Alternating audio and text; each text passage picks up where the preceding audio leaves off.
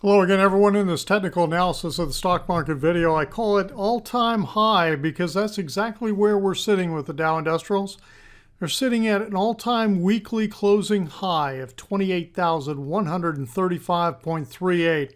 So we'll see where we go from here. Friday was Friday morning was pretty chaotic as a lot of volatility, and Friday afternoon was just the opposite. I mean, if you look at Let me look at the 195-minute chart in here. This is Friday morning, and this is Friday afternoon. Friday morning had a range of 262 points on the Dow. Friday afternoon had 50 points. So Friday morning is when the Chinese were getting ready to have their press conference, supposedly at 8:30 Central Time. Then they moved it to 9:30, and President Trump had been tweeting, and he continued to tweet, and then when the Chinese came out and everybody seemed to be in agreement and everything kind of settled down in the afternoon, now everybody's kind of trying to sit back and say, well, okay, now what's in the details? What seems like that's off the table. So does this mean, buy the rumors, sell the news? We'll see what happens starting next week. All right, I want to go back and take a look at, so we were looking at the weekly.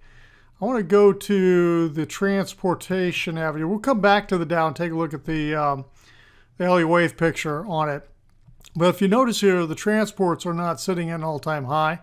The week of November 3rd was the most recent high, but also you could see this has not been confirming the moves to new highs at all. The highs that occurred back here September 2018 have not been broken.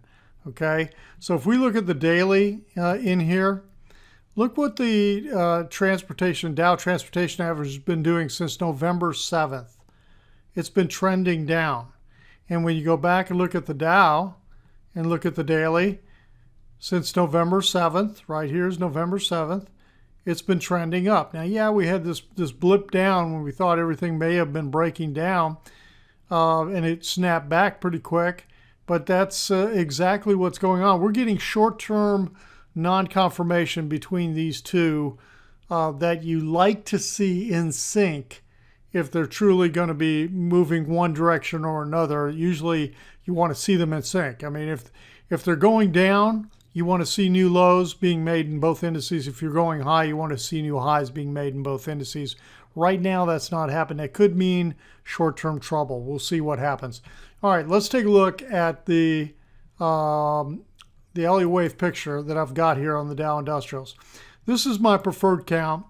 It's that we had an intermediate wave 4 that ended in December of 2018, and we're in this fifth wave up, okay?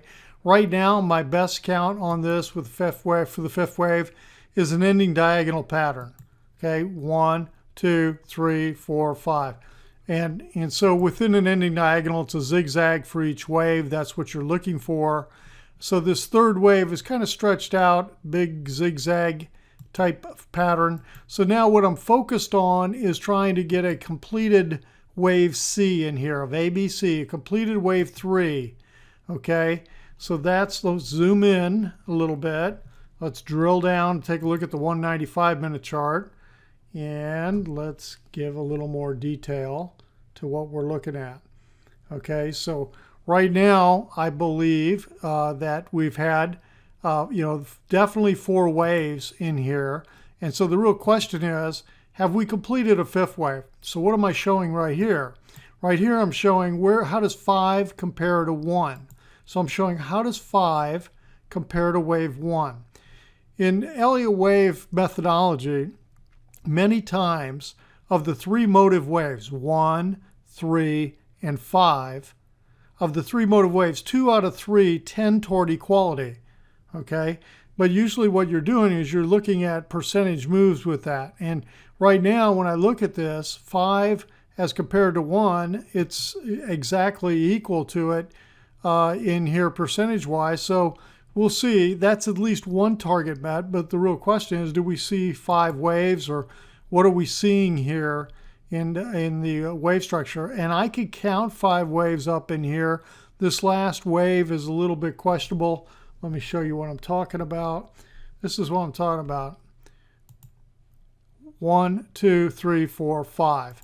And so now in this last move up, do we really have a five waves up and completed?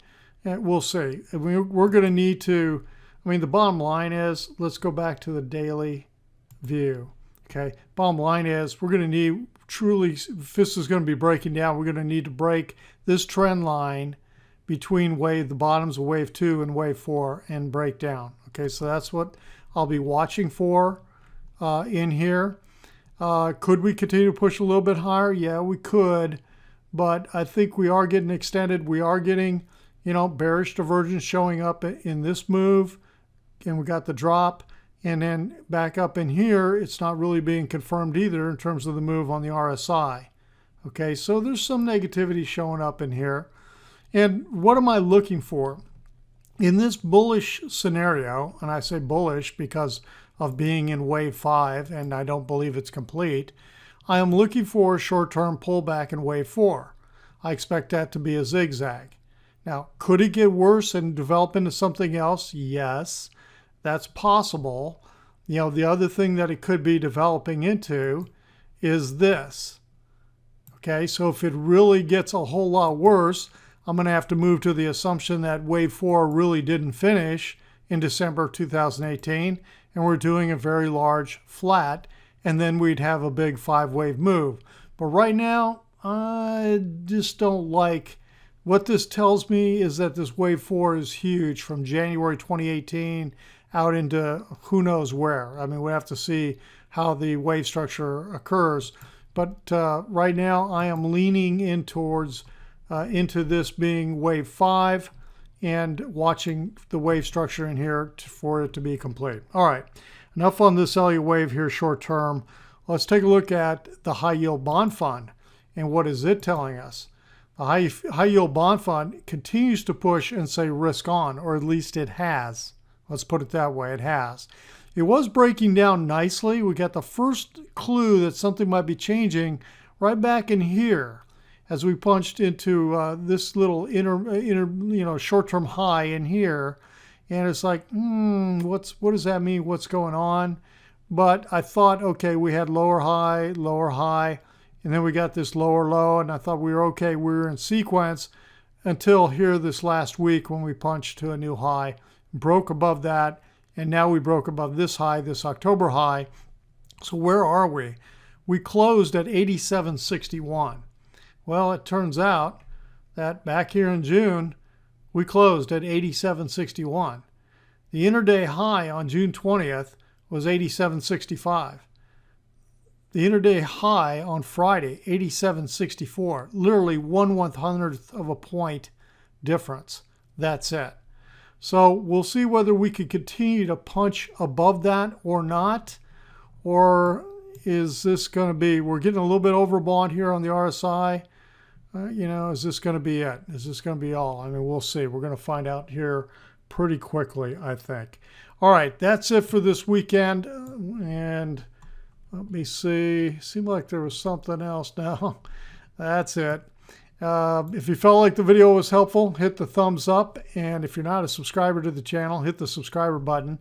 If you'd like to have more of this kind of information, head on over to joehenches.net, my website Beyond the Chart at joehenches.net. Check out the website, check out the membership. Everyone have a wonderful weekend. We'll talk to you on the next video.